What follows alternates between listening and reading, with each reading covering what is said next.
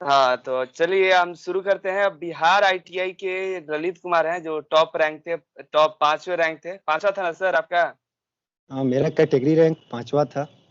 मेरा डिस्ट्रिक्ट हाँ, बक्सर है। तो और आपने जैसे कि हमको ये बताइए कि तैयारी कैसे करेंगे अच्छा रैंक लाने के लिए? बहुत से बच्चे परेशान हैं इसी को देखिए लेके। देखिए अनिल सर, देखिए दिक्कत ये होती है कि हमें पहले अपना सिलेबस पता नहीं रहता है कि हमें पढ़ना क्या है। बच्चे पढ़ते ये बहुत तो है। ज़्यादा है। इनको यही पता नहीं रहता है कि हमें कितना पढ़ना है, क्या करना है, कितना पढ़े कि हमारी रैंकिंग बढ़िया है। देखिए, उसके लिए हमारा जो सेशन था 2019-21 सेशन था। हमारा जो 2019 में फरवरी में फॉर्म फिलअप हुआ था और मई में मेरा एग्जामिनेशन था। तो मेरे पास फरवरी से मई के बीच 3 महीना का टाइम मिला हुआ था। ऐसा तो था नहीं, सब सिलेबस 10वीं की थी तो लगभग पढ़ा ही हुआ था, सबको रिवीजन करना था। वहीं हम रोज फरवरी से मार्च के बीच में रोज हम 2 से 3 घंटे रेगुलर देते थे आईटीआई के लिए। और उससे मेरा इतना कैटेगरी रैंक मेरा 5वां हासिल हुआ। तो सब मैट्रिक बेसिस पे ही आता है सब, यही है ना कि सब हाँ, जितना भी ये है। देखिए, इसमें जो भी होता है सब 10वीं स्तर की क्वेश्चन होती है। 10वीं से ऊपर कुछ भी नहीं रहता है इसमें। जीके का क्या लेवल रहा था जीके? देखिए, इसमें क्या होता है ना कि इसमें जो इसकी एंट्रेंस एग्जाम होती है बिहार आईटीआई द्वारा, इसमें टोटल 150 क्वेश्चन पूछे जाते हैं। इसमें आपके 50 क्वेश्चन मैथ के होते हैं, 50 क्वेश्चन साइंस के और 50 क्वेश्चन जीके के होते हैं। देखिए, तो जो भी क्वेश्चन होते हैं एकदम बेसिक से पूछे जाते हैं। ये नहीं है कि आपको बहुत ज़्यादा हार्ड पूछे जाते हैं। जो मैथ भी पूछे जाते हैं आपको एकदम सिंपल ट्रिगोमेट्री, सिंपल मेंसुरेशन, एकदम फार्मूला बेसिस पूछा जाता है। मतलब ये नहीं कि आपको लगेगा कि बहुत ज़्यादा अंदर से पूछा गया है। डायरेक्ट आपको स्क्वायर का साइड देकर डायगोनल पूछ देता है, स्क्वायर का साइड देकर उसका एरिया पेरीमीटर में अंतर पूछता है। एकदम इजी इजी सवाल पूछते हैं। और रही बात जीके की, लोग थोड़े जीके से डरते हैं। इसका जो जीके होता है एकदम बेसिक आता है। अगर हमारी सलाह रहेगी कि इसके जीके के लिए आप किस पीढ़ी का आता है रेलवे सम्मान ज्ञान, अगर उस बुक से आप पढ़ाई करते हैं तो आप जीके में 50 में 40 से 42 क्वेश्चन आराम से कर सकते हैं। एकदम छोटे छोटे जीके आते हैं, किस वंश के कौन संस्थापक है, ऐसे करके। ये नहीं कि आप कोई बहुत ज्यादा अंदर से आपको क्वेश्चन पूछा जाता है। मतलब अच्छा ही होता है, मतलब ज्यादा हार्ड नहीं होता। जो मैट्रिक कर लिया है तो वो थोड़ा सा मेहनत हम करते तो बोल ही निकल रहे हैं ना सकता है। कि 10th का स्तर का एग्जामिनेशन होता है, एकदम बेसिक पूछा जाता है। लड़के डरे रहते हैं कि क्या पूछा जाएगा, क्या नहीं पूछा जाएगा। ऐसा कुछ नहीं होता है। बस जो आपको प्रारंभिक स्तर जीके की होती है वही पूछा जाता है। 50 क्वेश्चन जीके के रहते हैं, जिसमें आपका 8 से 10 क्वेश्चन करेंट अफेयर के होते हैं। आपको जीके में जो होता है 5-6 क्वेश्चन आपको बस देखने के लिए मिलेंगे। इंपॉर्टेंट डेट्स होता है, जैसे 7 अप्रैल को हम मनाते हैं विश्व स्वास्थ्य दिवस, 8 मार्च को महिला दिवस, ऐसे ऐसे करके कुछ क्वेश्चन आपको देखने के लिए मिलेंगे। कुछ क्वेश्चन आपको डायरेक्ट वंश से मिल जाता है कि मुगल वंश के संस्थापक कौन थे, फिर गुप्त वंश के संस्थापक कौन थे। ऐसे कुछ क्वेश्चन मतलब एकदम बेसिक मिलते हैं क्वेश्चन। ये नहीं है कि आपको ये बहुत तो ज्यादा आसान अंदर है। से क्वेश्चन साइंस को पूछा जाता है या जीके का पूछा कितना जाता नंबर है। लाना पड़ेगा? ये सब पूछ रहा है कि सर देखिए, कितना नंबर हमारे लाएंगे? अनुसार देखिए, आपको टोटल 150 नंबर का एग्जामिनेशन होता है। हाँ। उसमें कम से कम आपको स्कोर अपना अगर चाहते हैं, देखिए गवर्नमेंट रैंक में, गवर्नमेंट कॉलेज में अगर आप इलेक्ट्रिशियन और फिटर ट्रेड चाहते हैं तो आपको 100 से 120 रैंक के अंदर आना पड़ेगा। और उसके लिए 150 में कम से कम आपको 110 स्कोर करना पड़ेगा।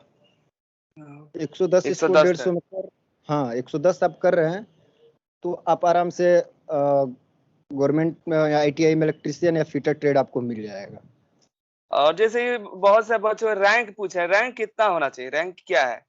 देखिए, रैंक का इशू ये होता है ना कि हर एक कैटेगरी की अलग अलग रैंक बनती है। एज ए हम जनरल कैटेगरी के थे तो हम आपको बताते हैं कि अगर जनरल कैटेगरी में है तो दो चीज मायने रखती है। आपकी आईटीआई में कितनी सीट है उस ट्रेड की। लगभग हर एक आईटीआई में 60 से 70 सीट इलेक्ट्रिशियन के होते हैं और 60 से 70 सीट फिटर के होते हैं।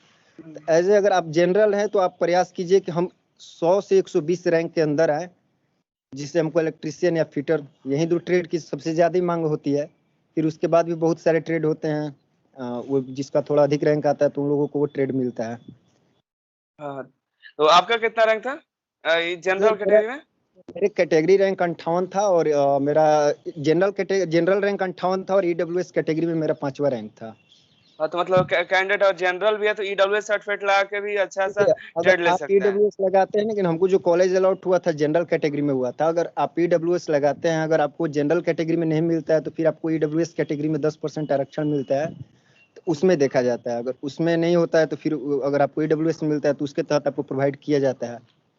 तो कोई आपका जानकार का जो एससी एसटी चाहे ओबीसी है, कितना कैटेगरी तक हाँ, रैंक तक लाया था देखिए कि उनका देखिए इलेक्ट्रीशियन मिल गया था हम फिटर? आपको बताते हैं, जैसे ओबीसी में थोड़ी ज़्यादा फाइट होती है। ओबीसी में आपको कम से कम जनरल के ही आसपास उसमें रहती है। अब अगर आप ओबीसी से हैं तो आपको 200 तक रैंक लाने पड़ती है इलेक्ट्रीशियन और फिटर के लिए। और अगर आप एससी एसटी हैं तो 250-300 तक भी रैंक लाते हैं तो आपको इलेक्ट्रीशियन और फिटर मिलने की पूरी उम्मीद रहती है। तो और जैसे बहुत से बच्चे ऐसे हैं जिनका 2-2 हज़ार, 1,500 मतलब रैंक आता है, जो कि तैयारी अगर नहीं होता है तो उनका क्या है? देखिए क्या कर रहे हो होता लोग? क्या है ना, इसमें देखिए इसमें होता क्या है कि इसमें जो आपका रैंक बनता है डिस्ट्रिक्ट लेवल पे बनता है रैंक। हुँ, और हमें लगता है कि एक डिस्ट्रिक्ट में लगभग 250 से 300 सीट होते हैं हर एक आईटीआई में। हुँ, और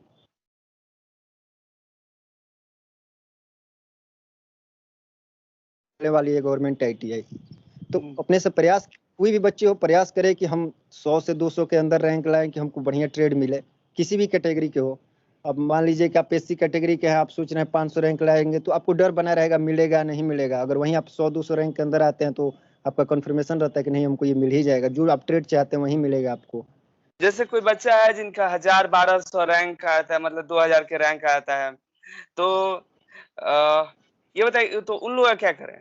तो उन लोगों को मिलेगा देखिए, अच्छा कि नहीं आपका मिलेगा? रैंक, देखिए अगर आपका रैंक 1000 आ रहा है या 2000 आ रहा है, अगर आपका नहीं मिल रहा है आईटीआई सरकारी कॉलेज, तो आपके पास दो विकल्प है, या तो आप प्राइवेट आईटीआई कॉलेज से जाके फिर आईटीआई कीजिए, नहीं तो गवर्नमेंट हुँ, चाहिए तो फिर अगले साल प्रयत्न कीजिए। ऐसा तो होता नहीं है कि इसमें कुछ एज लिमिट है कि आप इतना से इतना एज के बीच में कर सकते हैं। आईटीआई हुँ, नेता देखिए तो 10वीं की ही सिलेबस रहते हैं, लेकिन एंट्रेंस एग्जाम का पेपर देने जाइएगा तो उसमें लगभग ग्रेजुएट पास भी बैठते हैं आईटीआई का एंट्रेंस एग्जाम देने। हुँ। ऐसा कुछ नहीं है, अगर आपका 1000-1200 रैंक आ रहा है तो अगली बार अच्छे से तैयारी करके प्रयत्न कीजिए कि हमारा रैंक जो है अच्छा है और हमको अच्छा ट्रेड मिले। इसमें फीस भी लगता है क्या? सरकारी आईटीआई में देखिए, जैसे बहुत से बच्चे पूछ सरकारी रहे हैं कि आईटीआई फीस का लगता फी, है। ये सरकारी आईटीआई का जो फी है बहुत कम है, मतलब प्राइवेट आईटीआई की तुलना में कहाँ 40,000 50,000 ऐसा कुछ नहीं है।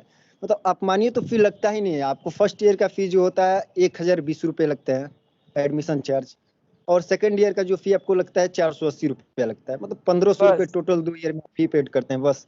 और उसमें भी आपको ऊपर से ड्रेस का पैसा मिलता है आईटीआई में, गवर्नमेंट आईटीआई में। और तो और लौट 1000 ठीक रुपये है। आपको ड्रेस को मिल जाता है। किताब-वताब वहीं तो आपका हाँ, आईटीआई, मतलब गवर्नमेंट आईटीआई में आप पढ़ रहे हैं तो फीस का तो टेंशन ही मत लीजिए, आपको फी एक भी रुपया नहीं लगने वाला है। हाँ क्लास-व्लास लेकिन है ये क्या है, ऐसे गवर्नमेंट आईटीआई में? गवर्नमेंट आईटीआई में है तो आपका अटेंडेंस बहुत ज्यादा मायने रख रहा है।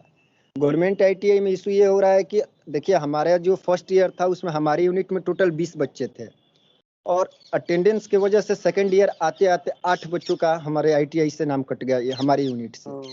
उसमें दिक्कत क्या होता है ना कि बच्चों को 80% अटेंडेंस अनिवार्य रहता है, और उसमें बायोमेट्रिक अटेंडेंस रहता है। ऐसा नहीं है कि आप नहीं जाते हैं तो आपका अटेंडेंस बन जाएगा, ऐसा कोई नहीं, कुछ नहीं है। ऐसे में आपको जाना पड़ेगा, आपका अटेंडेंस 80% होना एकदम अनिवार्य है। अगर 80% आपका अटेंडेंस नहीं रहता है तो फिर आपको फॉर्म फिलअप नहीं करने दिया जाता। तो यही थोड़ा गवर्नमेंट आईटीआई में है, अगर आप लेते हैं तो आपको हाँ, रेगुलर बहुत क्लास से बच्चों करना का नाम पड़ेगा। कट जाता है।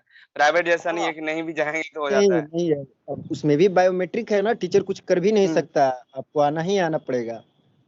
और वहीं हमारी यूनिट में 20 बच्चे थे, 8 बच्चों का नाम कट गया सेकंड ईयर आते आते। तो यही है कि अगर आप गवर्नमेंट आईटीआई कर रहे हैं तो ये चीज़ आप मान के चलिए कि हमको रेगुलर क्लास करना ही करना पड़ेगा। तो उनकी तैयारी के लिए कोई अच्छा-सा बुक बता दीजिए। देखिए अभी ये आपका, देखिए आईटीआई का जो एंट्रेंस एग्जाम होता है तो उसमें 150 नंबर के पेपर होते हैं। दो सब्जेक्ट पे आप खास करके ज़्यादा ध्यान दीजिए, एक मैथ और एक साइंस। हुँ, हमारे अनुसार जो मैथ का पेपर होता है, मैथ के लिए आप शाकिर अहमद या आर एस अग्रवाल का जो अंक गणित आता है बुक वो ले सकते हैं। उसमें क्या होता है कि अंक गणित में उसमें आपका 50 क्वेश्चन में 20 से 25 क्वेश्चन आपके अंक गणित के पूछे जाते हैं। Time and work, profit loss, time and speed, ये सब पूछे जाते हैं। और कुछ क्वेश्चन जो होते हैं उसमें ये मेंसुरेशन के होते हैं और ट्रिग्नोमेट्री के होते हैं। तो ये सब पोर्शन भी आपको आर एस अग्रवाल में मिल जाएंगे। तो हमारे अनुसार आर एस अग्रवाल नहीं तो शाकिर अहमद, ये दो बुक में से आपको एक बुक फॉलो कीजिए। दोनों बुक में बहुत अच्छे हैं मैथ के लिए। आप मैथ में इसमें आराम से बुक बनाते हैं तो 50 में से 40-42 स्कोर आराम से कर लेंगे। और साइंस? साइंस के लिए एनसीईआरटी 10वीं क्लास की जो एनसीईआरटी बुक है वो बहुत बढ़िया रहेगी साइंस के लिए। लुसेंट और जीए थोड़ा के ठीक रहेगा थोड़ा कि नहीं बच्चों के लिए? लुसेंट, देखिए जीके के लिए लुसेंट भी सही रहेगा, लेकिन लुसेंट थोड़ा लेंदी पड़ जाएगा बच्चों के लिए। बहुत आईटीआई बड़ा के हो बच्चों जाएगा। के लिए क्या होता है कि हल्का हल्का पढ़ना रहता है, बहुत ज्यादा नहीं। उसके लिए इन लोगों के लिए स्पीडी सही रहेगा।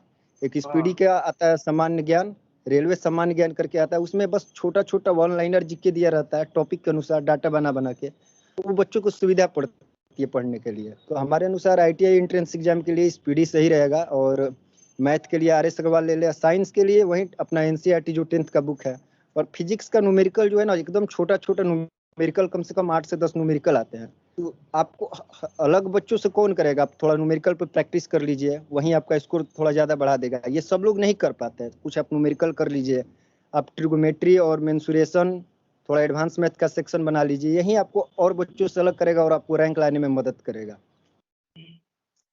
चलिए, तो ठीक है, बस इतना जानकारी उनके लिए बहुत ही हेल्पफुल होगा। उनको रैंक अच्छा लाएगा उन लोगों के लिए।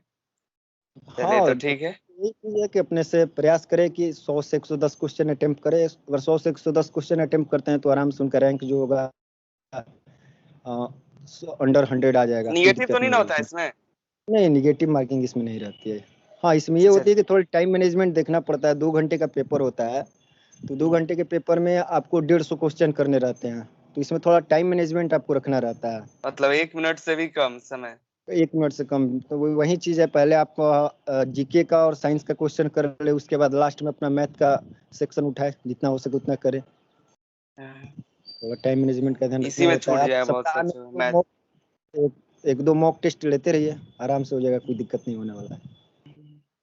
चलिए, बहुत-बहुत धन्यवाद बच्चों को बताने के लिए। चलिए, सभी बहुत-बहुत बच्चा इस समझेगा, जो देखा सब समझेगा, कुछ अपना तैयारी करके अच्छा रैंक लाएगा। और चलिए हुँ, ठीक है, आपका बहुत-बहुत धन्यवाद। धन्यवाद, धन्यवाद सर।